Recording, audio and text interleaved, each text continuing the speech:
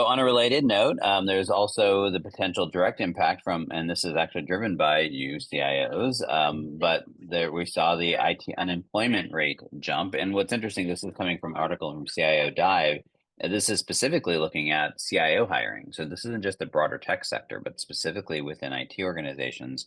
And I find this a little bit fascinating because on the one hand, I think it's reflective of the fear that we're seeing this. I don't know about you, I'm seeing this across the board, and almost everyone I talk to, there is a concern about the uncertainty. We've talked about this in the past. The Trump administration seems to have ushered in this era of uncertainty in the market, and therefore everyone is sort of hunkering down a little bit. And it seems to be reflected in this latest jobs report that we are seeing some of these numbers edge up, and that's mostly because we're seeing a little bit of hiring stagnation. That companies are slowing down and taking a wait and see approach around it. I also think it's reflective and it's interesting in this data, and this is the part that for me is sort of like there's this dissonance.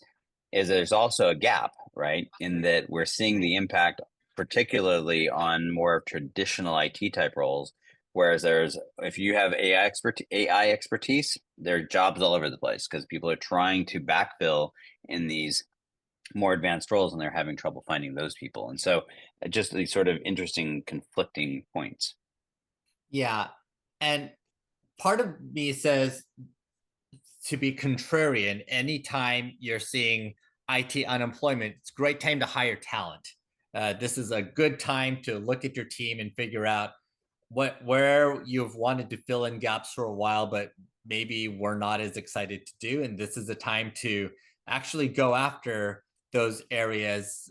Could be as boring as getting more Java developers, or as interesting as hyping up your AI operations. But there's more talent out there than there typically has been. And take advantage of that, because it is a combination of the the volatility that we have economically and politically. I also think that CEOs are trying to crack down a little bit on hiring and control both the quality and volume of the people coming in. There was some overhiring going on prior to this year, no doubt, with tech companies expecting to grow 30% forever, which was never something that you could bet on or rely on. Honestly, the economy grows more like 10% a year, and that's where hiring growth should normally be. If you're growing 25-30%, there's always going to be some point where you have to stop doing that.